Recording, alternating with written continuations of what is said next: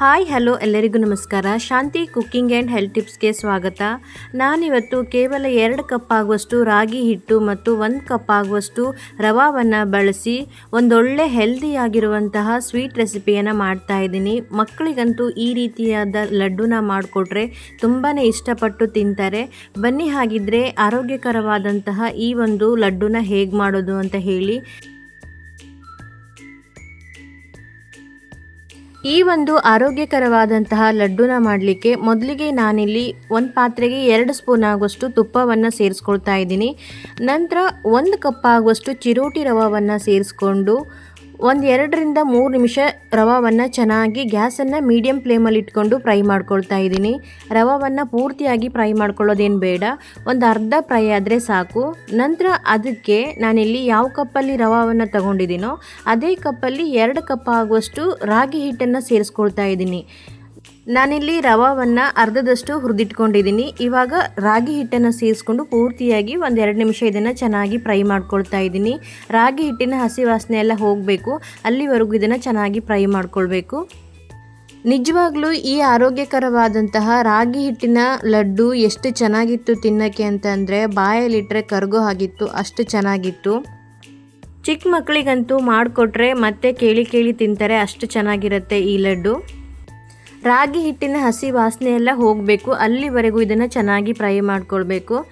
ನೋಡಿ, ಇವಾಗ ರಾಗಿ ಹಿಟ್ಟನ್ನು ಸೇರಿಸ್ಕೊಂಡ ನಂತರ ಸುಮಾರು 2 ರಿಂದ 3 ನಿಮಿಷ ನಾನು ಇದನ್ನು ಹುರಿದಿಟ್ಕೊಂಡಿದ್ದೀನಿ.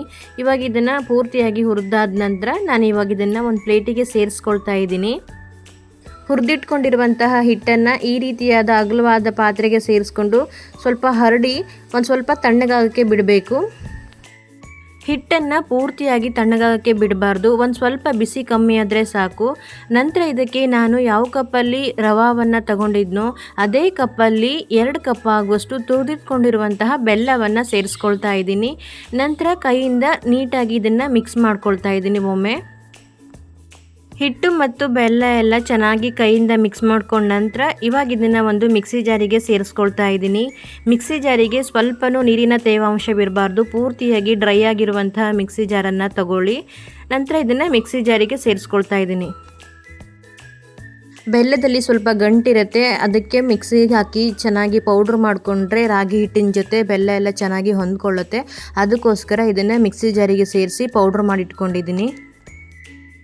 ಪೌಡ್ರ್ ಮಾಡಿದಂತಹ ಬೆಲ್ಲ ಮತ್ತು ಹಿಟ್ಟಿನ ಮಿಶ್ರಣವನ್ನು ಇವಾಗ ಮತ್ತೆ ಅದೇ ಪ್ಲೇಟಿಗೆ ಸೇರಿಸ್ಕೊಳ್ತಾ ಇದ್ದೀನಿ. ಪ್ಲೇಟಿಗೆ ಸೇರಿಸ್ಕೊಂಡ ನಂತರ ಗಂಟೆಲ್ಲ ಇರುತ್ತಲ್ಲ, ಅದಕ್ಕೆ ಮತ್ತೊಂದು ಸಲ ಇವಾಗ ಕೈಯಿಂದ ಚೆನ್ನಾಗಿ ಮಿಕ್ಸ್ ಮಾಡ್ಕೊಳ್ತಾ ಇದ್ದೀನಿ.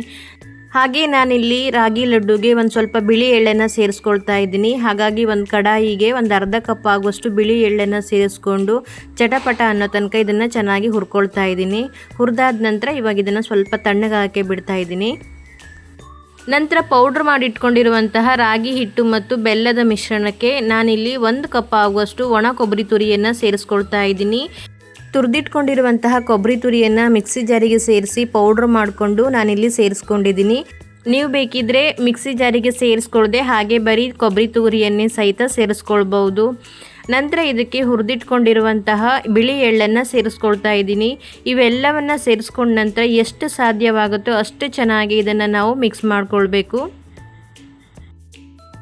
ಈ ಒಂದು ಆರೋಗ್ಯಕರವಾದಂತಹ ಲಡ್ಡುವನ್ನು ಚಿಕ್ಕ ಮಕ್ಕಳು ಶಾಲೆಗೆ ಹೋಗುವಾಗ ಅವ್ರ ಸ್ನ್ಯಾಕ್ಸ್ ಬಾಕ್ಸಿಗೆ ಹಾಕ್ಕೊಡ್ಲಿಕ್ಕೆ ಒಂದೊಳ್ಳೆ ಲಡ್ಡು ಅಂತಲೇ ಹೇಳ್ಬೋದು.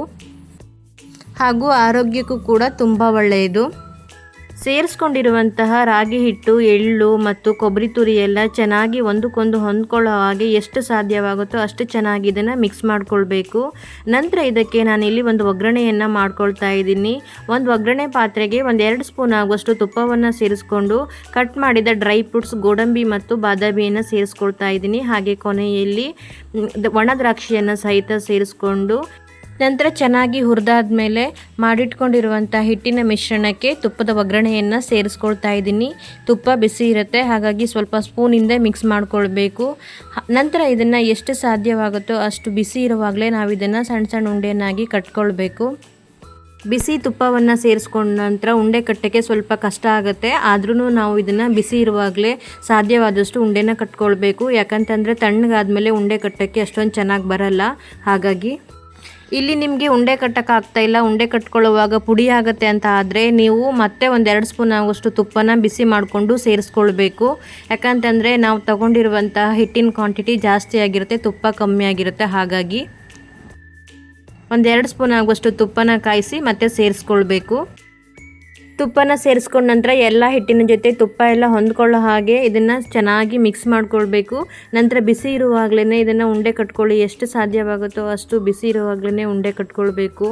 ಹಿಟ್ಟು ತಣ್ಣಗಾದ್ಮೇಲೆ ನಮಗೆ ಅಷ್ಟೊಂದು ಚೆನ್ನಾಗಿ ಉಂಡೆ ಕಟ್ಕೊಳ್ಳೋಕೆ ಬರಲ್ಲ. ಹಾಗಾಗಿ ಸಾಧ್ಯವಾದಷ್ಟು ಬಿಸಿ ಇರುವಾಗಲೇ ಉಂಡೆಯನ್ನು ಕಟ್ಕೊಳ್ಳಿ. ನೋಡಿದ್ರಲ್ವ ಆರೋಗ್ಯಕರವಾದಂತಹ ಈ ಒಂದು ರಾಗಿ ಲಡ್ಡುನ ಹೇಗೆ ಮಾಡೋದು ಅಂತ ಹೇಳಿ.